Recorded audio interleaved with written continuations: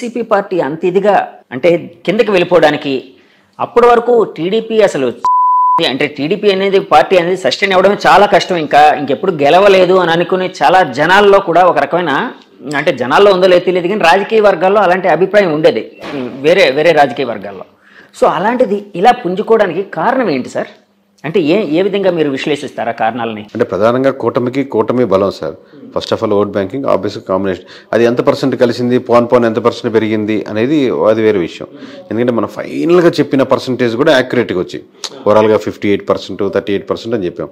దానికి దరిదాపులు 1% అడిటికి వచ్చింది. అంటే టోటల్ రాష్ట్రం మీదగా ఒక పార్టీకి వస్తుంది కూడా. అంటే ఇండివిజువల్ నియోజకవర్గాన్ని కన్సాలిడేట్ చేసి వచ్చిన నెంబర్ అది. సో ఈ పర్సంటేజ్ ఎలా ఎంత యాక్యురసీగా చెప్పామంటే 1% దీంట్లో తగ్గుద్ది, రోడ్ల వల్ల తగ్గుద్ది, ఇంకో 1% లిక్కర్ వల్ల తగ్గుద్ది, ఇంకో 1% దీని వల్ల తగ్గుద్ది, ఇంకో 1% ఎంప్లాయీస్ వల్ల తగ్గుద్ది, ఇంకో 1% ఎంప్లాయీ కోసం ప్రిపేర్ అయ్యే వాళ్ళ కోసం జరుగుద్ది, ఇంకో 1% ఇక్కడ నుంచి చాలామంది ట్రావెల్ చేసి వాళ్ళు ప్రభావితం చేస్తారు, ఇంకో కొంత పర్సెంట్ 4 to 5% వీళ్ళతో యాడ్ అవుద్ది. ఇలా 1% అది ఓవరాల్ కాదు, నియోజకవర్గాల వరకు ఒక దగ్గర ఉండొచ్చు, ఇంకో దగ్గర రాజధాని ఎఫెక్ట్ వల్ల 2-3% వేరియన్స్ ఉండొచ్చు, ఇంకో దగ్గర వైజాగ్లో ఉండొచ్చు. ఇలా అంతా క్రోడీకరించి నెంబర్స్ చేసుకోవాల్సి వస్తుంది. అదే డేటా సైన్స్లో అదొక అద్భుతం సార్. ఇక్కడి నుంచి అంతమంది జనాలు సంక్రాంతి పండుగకి యాక్చువల్గా హైదరాబాద్ చూడగానే సంక్రాంతికి బీభత్సంగా వెళ్తూ ఉంటారు ఇక్కడ ఉండే ఆంధ్ర వాళ్ళందరూ వాళ్ళ ప్రాంతాలకి. మళ్ళీ ఈ ఎలక్షన్ మే 13ని అలాంటి సంక్రాంతి కనిపించింది అంటే అంత ఆ విధంగా మైగ్రేట్ అయ్యారు జనాలు. సో అది ఒక ఇన్ఫ్లుయెన్స్ చేసింది అంటే ఈ స్టాటిస్టిక్స్ని వాటిని నెంబర్స్ని ఇన్ఫ్లుయెన్స్ చేయడానికి అది కూడా కారణం అని అనుకోవచ్చా సార్? వన్ ఆఫ్ ది అంటే ఒక ఆ బేస్ చేసుకొని ప్రతిసారి ఓటింగ్ పర్సంటేజ్ పెరిగితే ఎప్పుడు అపోజిషన్ పార్టీ గెలుస్తుందనో, ఓటింగ్ పర్సెంట్ పెరిగితే ఎప్పుడు సిట్టింగ్ పార్టీ గెలుస్తుందో అలా ఆ సీక్వెన్స్లో మనం చెప్పలేం. కానీ ఇక్కడ పెరిగినటువంటి ఓటింగ్ పర్సంటేజ్ మటుకు ఆబ్వియస్గా అపోజిషన్ పార్టీకి అడ్వాంటేజ్ అయింది. ప్లస్ అక్కడికి వెళ్ళి వాళ్ళు ఒక అవ్వాతాత వైఎస్ఆర్సీపీకి వేయాలనుకున్నా కానీ వీళ్ళు వెళ్ళి వాళ్ళని ఇన్ఫ్లుయెన్స్ చేసిన సందర్భాలు కూడా ఇంకో యాడెడ్ పర్సంటేజ్. సార్ ఇందాక కూటమి కలవడం ఒక ఓటింగ్ బలం దానివల్ల ప్లస్ అయిందని అన్నారు కదండి సార్. ఒకవేళ కూటమి అంటే టీడీపీ పార్టీ ఇండివిజువల్గా, జనసేన ఇండివిజువల్గా, బీజేపీ ఇండివిజువల్గా పోటీ చేసి ఉంటే యాక్చువల్ వైసీపీ గెలిచేది అది అందరూ అంటున్నమాట. అవునా అంటే సార్? Depends sir. అది అప్పుడు అంటే చాలా ఫ్యాక్టర్స్, ఇది హైపోథెటికల్ క్వశ్చన్ కాబట్టి అది ఫర్ సపోజ్ టీడీపీ ఇండివిజువల్గానే ఈసారి మనం ఎవరితో కలవము, మనం ఇండివిజువల్గా వెళ్దాం, ఈసారి ఎందుకు కొట్టడం చేస్తాం, రాష్ట్రం అన్యాయం అయిపోతుంది, ఏదో వాళ్ళు చెప్పాలనుకుని చెప్తారు కదా, అలాంటి ఫేజ్లో వెళ్ళి అలాగే జనసేన కూడా 175 నియోజకవర్గాలు మనం ఇది ఇండివిజువల్గా పోటీ చేద్దాం,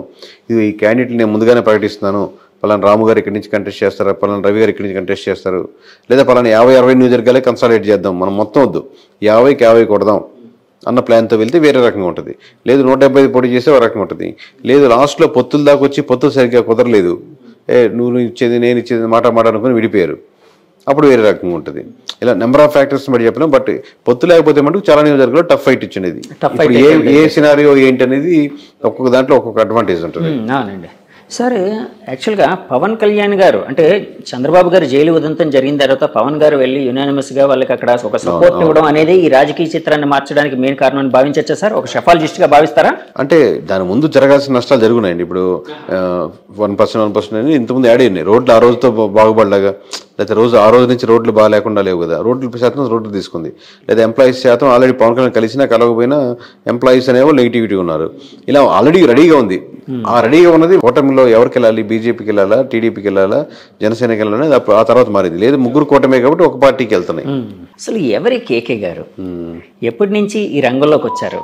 ఇలా మీ పర్సనల్ లైఫ్ కోసం, మీ ప్రొఫెషనల్ లైఫ్ కోసం తెలుసుకోవాలని చాలా మందికి ఒక ఉత్సుకత అనేది అయితే ఉందండి ప్రపంచవ్యాప్తంగా. సో ఎక్కడ సార్ మీది, ఎక్కడ ప్రాంతం, ఏంటి, ఎప్పటి నుంచి ఈ ఫీల్డ్లోకి వచ్చారు? మా సొంతూరు నెల్లూరు అండి. ఈ సర్వీస్ రాకముందు నేను 8 సంవత్సరాల వరకు సాఫ్ట్వేర్ ఇంజనీర్గా పనిచేశాను. సో దీంట్లో ప్రధానంగా రావడానికి ఒక కారణం ఏంటంటే ఏదైనా పాజిటివ్ పనులు వీళ్ళతో చేపించేదానికి ఆస్కారం ఉంటుంది ఎమ్మెల్యేలతో. ప్లస్ ఓట్ బ్యాంకింగ్ కూడా కన్వర్ట్ అవుద్ది కదా. ప్లస్ ప్రజల పల్స్ నిజంగా ఏం కోరుకుంటున్నారు, నిజంగానే అందరు డబ్బులకే ఓట్లేస్తారా, అట్లాంటి రకరకాల డౌట్స్ ఇన్ని కరెక్ట్గా మనం నిజాయితీగా చెప్తే యూజ్ అవుద్ది. ఒకటి నా స్వార్థం ఏంటంటే వాళ్ళ చేత మంచి పనులు చేయించవచ్చని, ఒకటి ఏంటంటే మంచి పనులు చేస్తే ఓట్ బ్యాంకింగ్ కూడా మారుద్దని. సో సర్వీస్ చేయించుకున్నాం, రిజైన్ చేసి సాఫ్ట్వేర్ నుంచి బయటకు వచ్చి చాలా కష్టాలు అక్క మొక్కలు తినే దగ్గర ఉంటుంది. అది ఇదే పెద్ద తేడా కాదు కానీ సో ఓవరాల్గా అది చేయడం మొదలుపెట్టింది, అది సక్సెస్ అయింది, నిజాయితీగా ఉన్నారు. ఇప్పుడు ఇంకా మీ పర్సనల్ ఎవరికి వస్తే మా మిస్సెస్ పేరు ధనలక్ష్మి, మేము హైదరాబాద్లోనే ఉంటాం. నాకు 2 కొడుకులు. పెద్దవాడు 5th క్లాస్ అవుతున్నాడు, చెగువీర వాడి పేరు. రెండోవాడు వచ్చాను, వాడికి 4 years.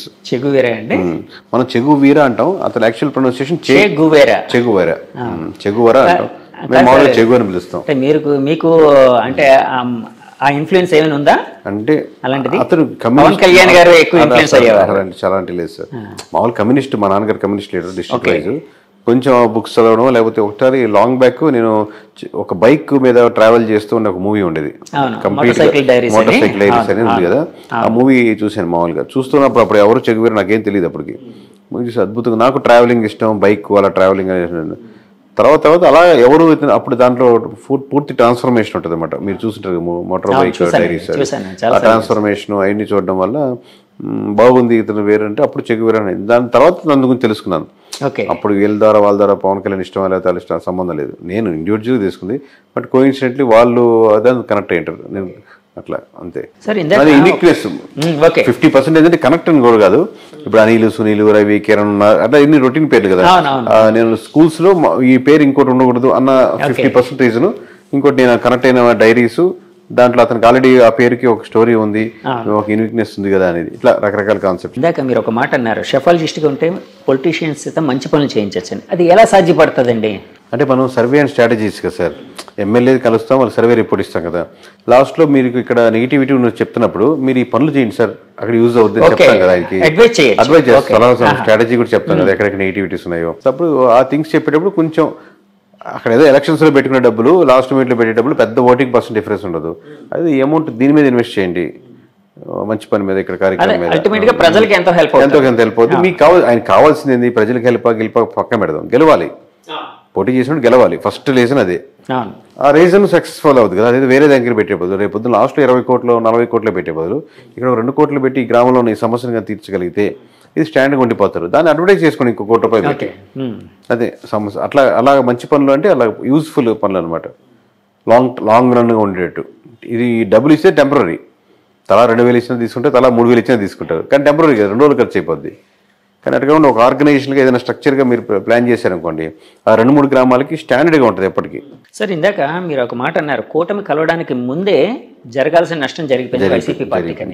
అంటే జరగాల్సిన నష్టం అంటే వాళ్ళు చాలాసార్లు చెప్పుకొని వచ్చారు, మేము లక్షల కోట్ల డబ్బులు జనానికి పంచుతూ ఉన్నాం, ఎలాంటి మధ్యవర్తి లేకుండా జనం అకౌంట్స్కి వెళ్ళేటట్టు, వాళ్ళకే లబ్ధిదారులకి డైరెక్ట్గా చేరేటట్టు చేస్తున్నాం. సో అదంతా మాకు చాలా హెల్ప్ చేస్తుందని. సో నష్టం అన్నారు కదా సార్, ఆ నష్టం ఏంటి సార్? అంటే 3 రాజధానులు ఇలాంటివి ఏమైనా నష్టపరిచాయా వాళ్ళని? అంటే హెల్ప్ చేసింది ఆ మాట. వెల్ఫేర్ స్కీమ్స్ ఖచ్చితంగా పాజిటివ్ ఉంటుంది సార్, దాంట్లో డౌట్ లేదు. కాబట్టి ఎంత పాజిటివ్, ఒక 5% యాడ్ అవుద్ది అనుకోండి, అది ఒక్కటే సరిపోదు కదా గెలుపుకి. మీరు ఆల్రెడీ 25% ఎంత ఓట్ బ్యాంకింగ్ ఉందనుకోండి, ఇంకో 5% 30కి వస్తారు. కానీ మీరు 30 సరిపోదుగా, ఇంకో 20% యాడ్ అవ్వాలి. లేదా మీకు లాస్ట్ టైం పడేటువంటి 50%లో ఇంకో 10-15 మంది వెళ్లకుండా ఆగాలి, అప్పుడు కానీ మీరు 30కి రారు. ఇప్పుడు మీరు వెళ్లకుండా ఆగాలంటే రోడ్లు బాగుండాలి. రాజధాని ఇష్యూలో నిజంగా రాజధాని కాకుండా రాజధాని పక్కన పెట్టు, ఇది బాగుంది చూడు అని ఆల్టర్నేటివ్ ఉండాలి. రాజధాని కాన్సెప్టే కాదు, దాన్ని మించిన ఎమోషన్. మీరు ఒక దాంతో సఫర్ అవుతున్నారు, నాకు ప్రమోషన్ కావాలంటే ఖచ్చితంగా ప్రమోషన్ ఇవ్వాలండి, శాలరీ పెంచుతాను, ఓకే అంటే ప్రమోషన్ పక్కన పెట్టి మీకు శాలరీ సాటిస్ఫై అయ్యారు.